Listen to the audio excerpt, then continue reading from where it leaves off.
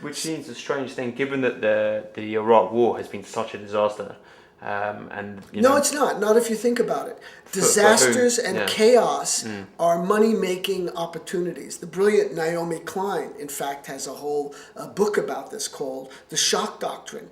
You're showing how catastrophes and chaos lead to greater corporate profits because there's so much rebuilding that needs to be done, so-called reconstruction, which involves payoffs to contractors and subcontractors and the like. So there is something to this chaos theory. Is it a kind of perpetual war? Gore Vidal, perpetual Right. war for perpetual peace. Right. But the fact of the matter is, if Americans knew anything about their own history, which very few in fact do, sadly, it would be fair to call the United States the permanent war economy. It is a warfare state. It is not a welfare state.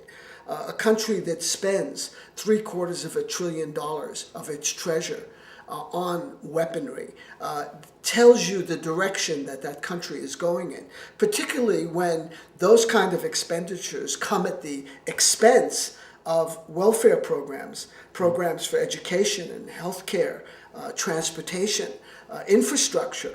The crisis in the infrastructure in the United States, I think, was highlighted by the collapse of the bridge in Minneapolis, but that's just the tip of the iceberg.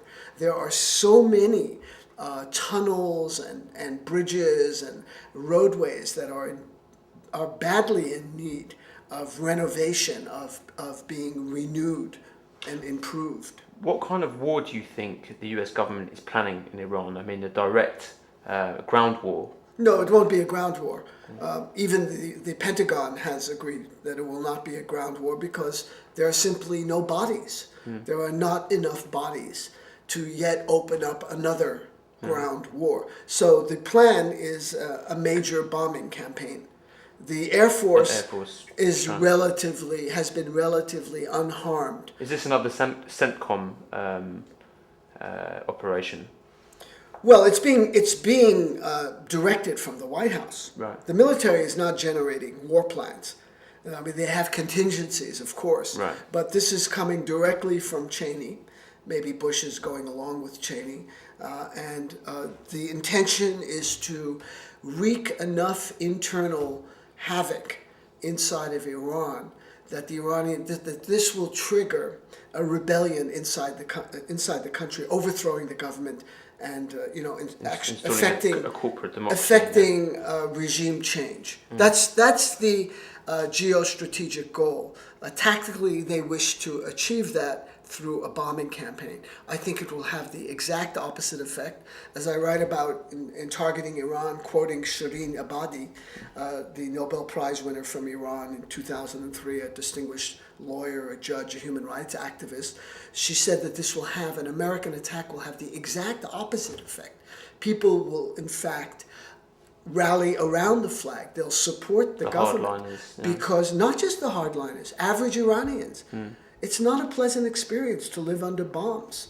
It's very, very unpleasant and unsettling. And she predicts, I think, quite accurately, that there will be a rallying around the flag, that people will defend the country against a U.S. Bombing campaign. And Iran is not a banana republic. Iran is not Grenada or Panama or Nicaragua that can simply be whisked away. It's a country of 70 million people. They have very strong. They have a very strong sense of being Iranian. Their Iranianness is quite sharp. They're very aware of their history, their language, their culture, their tradition. Farsi, they're very evocative and rich language. They're very, very proud of that, and they'll tell you, we're not Arabs, we're not Semites, we're Iranian. We speak Farsi. It's not a Semitic language. It's not, it's not connected, grammatically speaking, to Arabic, although there are obviously Arabic loanwords in Farsi, particularly in relation to religion.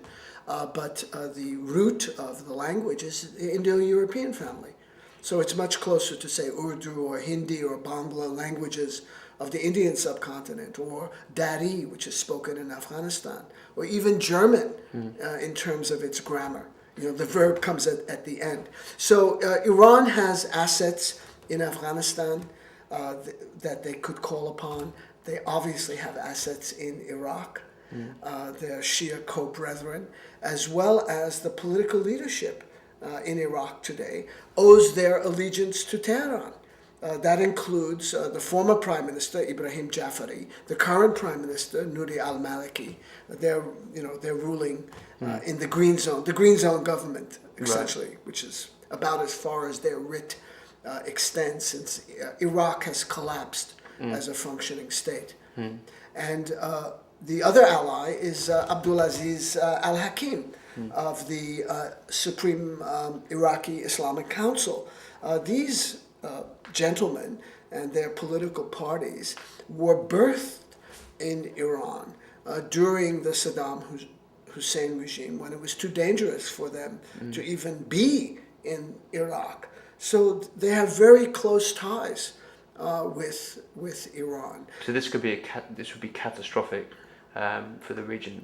Well, for U.S. interests in the region, particularly. U.S. interest means control of oil and protection of Israel. That's the only thing that matters. Everything else is propaganda. If anyone believes in freedom, democracy, liberty, that's just for the evening news and stump speeches on campaign trails. But the main focus, of course, will be the Middle East, and the rivers of blood that are now flowing in Iraq will turn into oceans of blood, engulfing the entire region.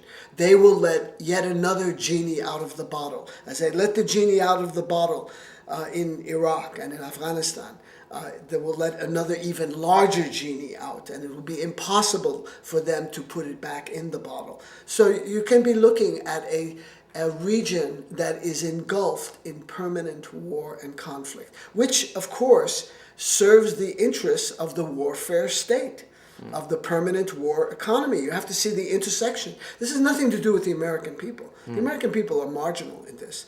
They're just supposed to worry about Britney Spears and Lindsay Lohan and, how's she doing in rehab? Or, is her career really over? And worry about things like that. Should Michael Vick play football after he serves his time, for gambling on dogs and being cruel to dogs? These are the weapons of mass distraction, as I call them, that the corporate media is there to distract public opinion from reality. So the population is marginal. We may get to a position in this country where 95% of the population is against the war in Iraq, and that's not reflected in the political representation. The people in Congress, the 435 members of the House and 100 senators, are pro-war. They keep voting for war, although they say they're against war. It, right. But they enable it by their votes. And which of the mainstream candidates do you see as having a kind of even moderately sensible idea or stance on the foreign policy? Curiously, Bill Richardson on Iraq, the current governor of New Mexico, and a former UN ambassador and Clinton energy secretary, has a very clear view on what needs to happen in Iraq. An immediate, unconditional withdrawal of all U.S. troops. I mean, that seems to be very plain and forthright. In addition to Richardson, Dennis Kucinich, the Democratic congressman from Ohio, and the former senator from Alaska, Mike Gravel. Now, it's interesting that these three candidates, the three I just mentioned, are basically marginalized by the media. No one pays any attention to them. If one reporter goes after them, if two cameras follow them, it's a big deal. Yeah. They're basically chasing Hillary and Obama, and sometimes John Edwards. But it's basically a two-person horse race.